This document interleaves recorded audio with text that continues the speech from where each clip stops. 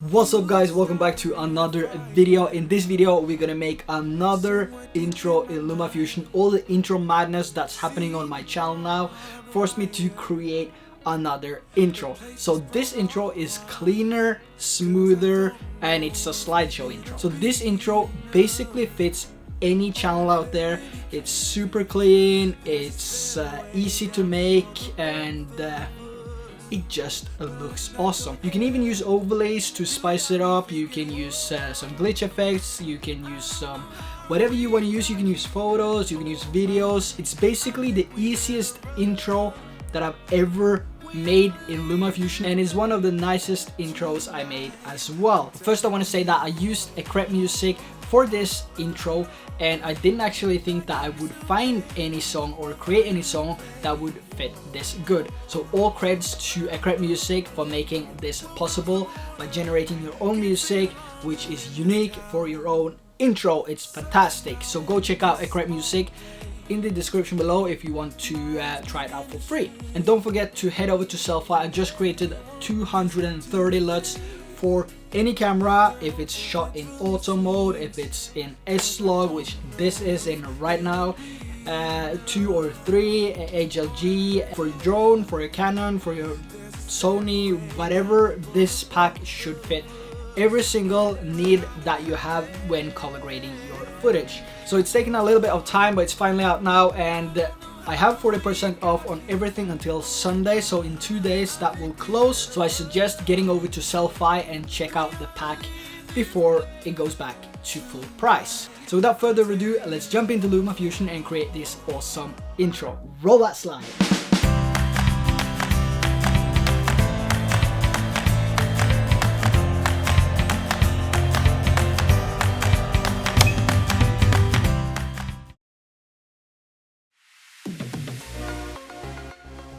So as always, the first thing we're gonna do is to open up LumaFusion. Once we get into LumaFusion, you can here see the project that I was working on when I made this slideshow intro. As you can see, it's only just a couple of photos overlapping each other with some overlays on top and a transparent text. So what we're going to do now is to tap on the button on the bottom left corner, which is the project button. And then we're going to go on and create a new project. And for this project, we're going to choose 30 FPS because that fits with my Sony a6400 when I shoot in 4K 30 FPS. And we're going to name this slideshow intro. So what we're going to do now is to go over to our photos, and you can either import video or photo. It doesn't really matter because it's the same method using both video and photo. But in this tutorial, we're going to choose photo. And the best thing is if the photos are the same size, but you can always work around and do some changes to each photo anyway. So now the first thing we're going to do is to go over to settings on the bottom right, and we're going to change the length of the photo to 10 frames. This allows us to place each photo with a 5-frame overlap to each other. As you can see here right now, we placed the second photo on in the middle of the first photo that we placed, and now since we change the photo length to 10 frames, every single photo that we import into LumaFusion will have the same amount of frames. So the next thing we're gonna do is to find a couple of photos, and we're gonna take the next one, the third one, and we're gonna place that on the first track. And as you can see, it overlaps with 5 frames. So I'm just going to speed this up because this took a little bit of time finding the photos and all that. So I'm just going to speed this up until we're done applying all the photos.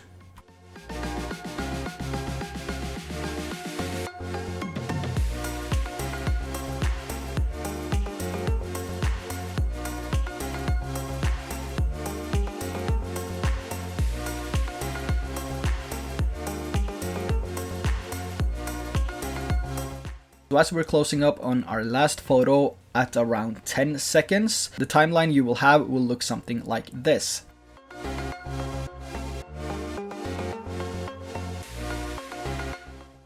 So now let's get over to the first photo, and we're going to tap on the first photo and go into edit, and then we're going to go over to frame and fit and to the beginning of the photo. Then we're going to make a keyframe and change the Y position to around -20. And once you've done that, we're going to go to the end of the photo by tapping on this button right here, and then make another keyframe. And here we want to change the position of the photo to around, and here we want to change the Y position of the photo to around +200, so it's lined outside of the frame. Moving over to the second photo, we're going to go into edit on the second photo, frame and fit, and then make a keyframe at the beginning of the photo. And here we're going to align the Y position so it lines up on top of the first clip, and then go to the center or to the middle of the timeline and center the photo, adding a new keyframe. Then we're going to go to the end and make another keyframe and align this to around 200. Once you've done that, we're going to move over to the third photo, and as you can see on this photo, it's quite stretched. So what I recommend is to go into fit mode and then change the framing to stretch. This will allow the photo to be compromised a little bit, and it will create an awesome look on your slideshow. So here again, we go to the beginning and make a keyframe.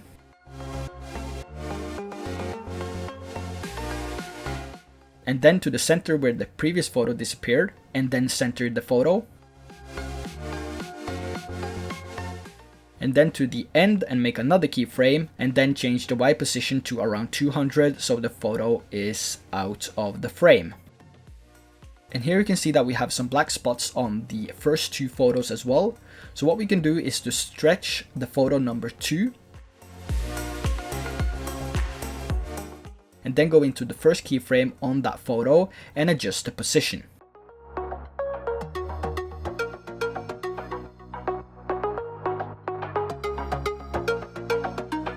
So once you've done that, you can go over to the third clip that you made, and you can go over to this button right here, and you can copy the settings.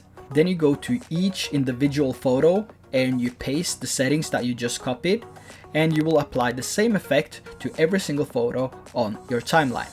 And this is to save you a ton of time, so I recommend doing this and then rather go back and change some of the settings on the individual photos if needed. But it shouldn't be needed as long as you follow this process.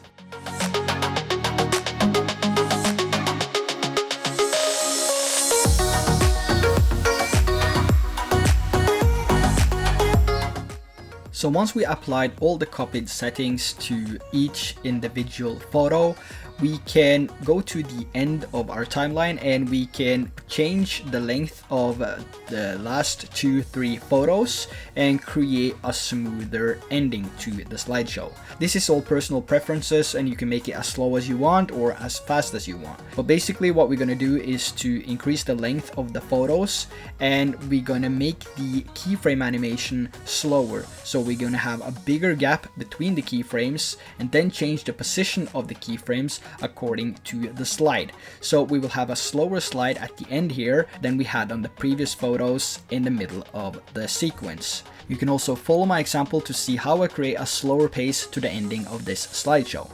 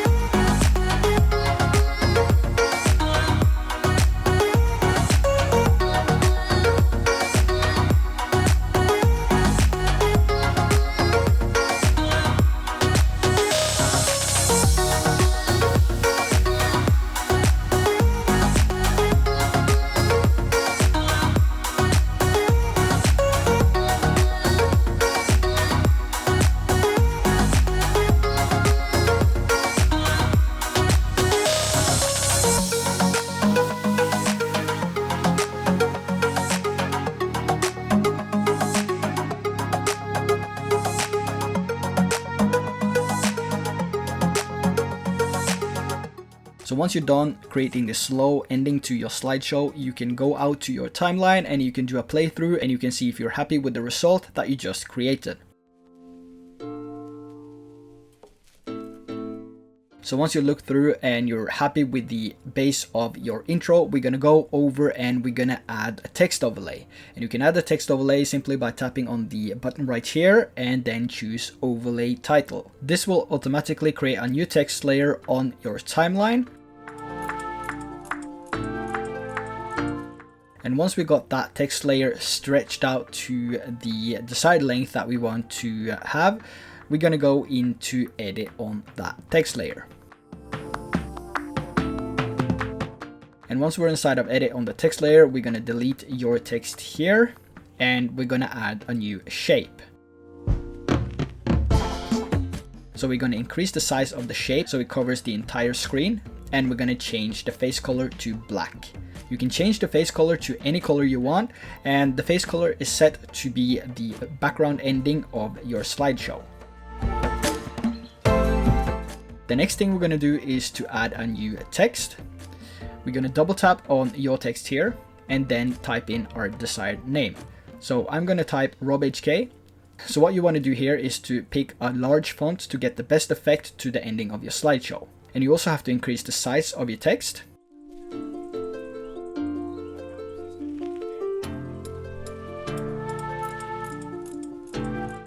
And once you've done that, we go over to face color and change the face color to green.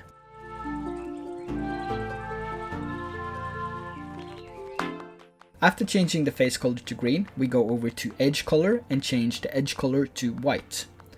Then we change the width to around 5 to 10-ish, depending on how big of an outline you want on your text. Once you've done that, we go over to chroma keys and we choose the green screen key. The green screen key will take away all the green right away, but you might have to do some changes to the settings as well. And once you applied all the settings, you can go out to your timeline and you can see that we just created an awesome ending to our slideshow. And the next thing we can do is to go up to source and then transitions, and we can add a cross dissolve at the beginning of the text. This is to smoothen out the transition going from the raw cuts of the slide and then over to the text. And this will also create that blending effect where the slide is blending into the text. And you can also do some more customizations at the end of the intro. You can add more cross dissolves to the photos. You can make the last photo longer, and you can add some cross dissolve to the ending of the text as well.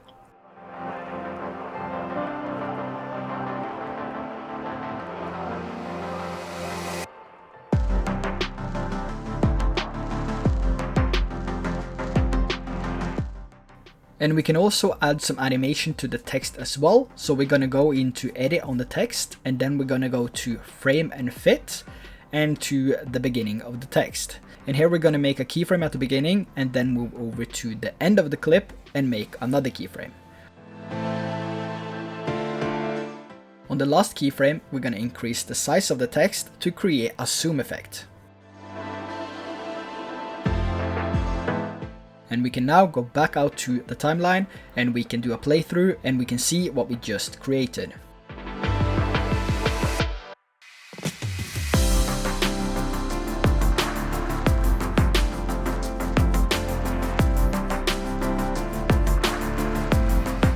The next step is to add some music to our slideshow. And on this slideshow, I really want to use Ecret Music. So what we're going to do is to go over to ecretmusic.com, or you can use the link in the description below, and we're going to log into our account. And what I'm going to do here is go to my favorites list because I saved an awesome track for this type of video earlier.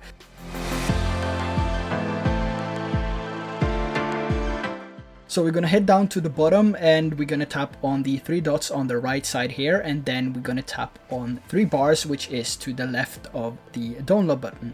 This will take us into the editor of that file. So here we can do some changes to the audio file if we want to do that, but we're going to keep it as it is. So to get this over to LumaFusion, we're going to tap on the download button, which you can see down here on the bottom right corner.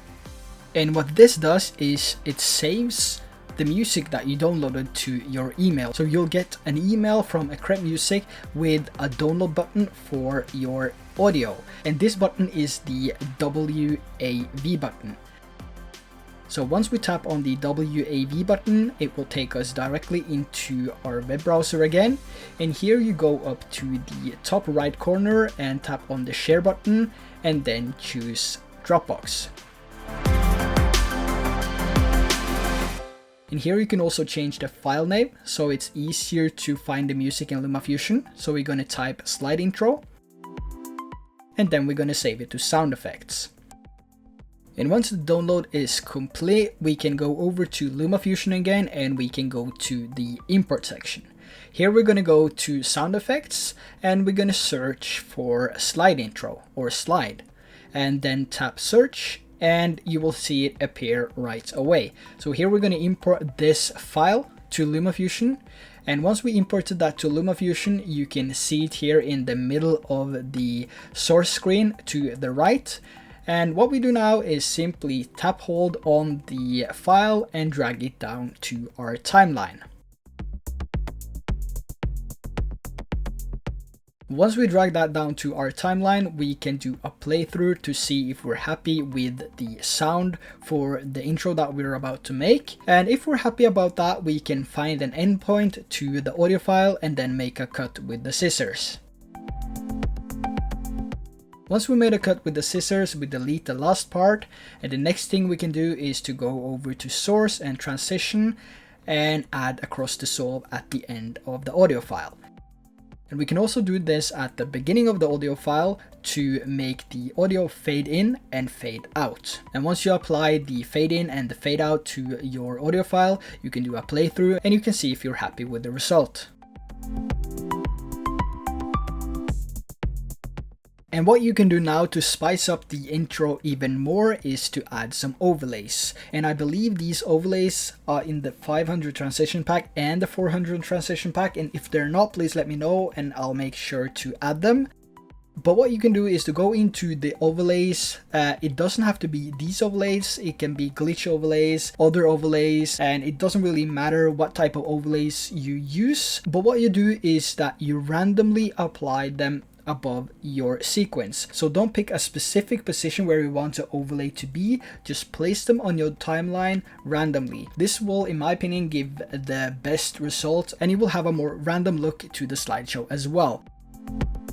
So once you placed all the overlays on your screen, what you want to do now is to go into edit and then into frame and fit, and then decrease the opacity to 50% or between 30 to 50%. And once you've done that on one file, you can simply copy that setting and apply it to the rest of the overlays.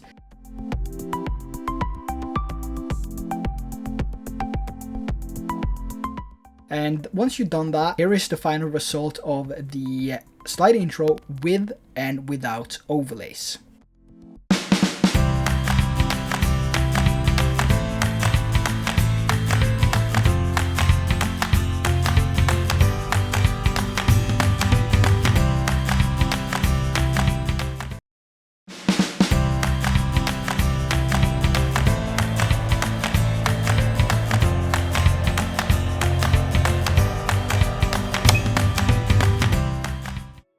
So that's the slideshow intro we made today. Let me know in the comment section below what you think of this intro, and let me know if there's any other types of intro that you want me to make, because it's literally an intro madness on my channel right now and I kinda like it. It's super awesome to challenge myself to make some new awesome stuff in LumaFusion, and it just pushes me to be more creative, and that's exactly what I need. So that's it for this video. I hope you enjoyed every single bit of this video, and if you did, give this video a big thumbs up. If you want to support my channel, smash that notification bell and subscribe. Also check out Selfie and Create Music, and I see you guys in the next video. Peace.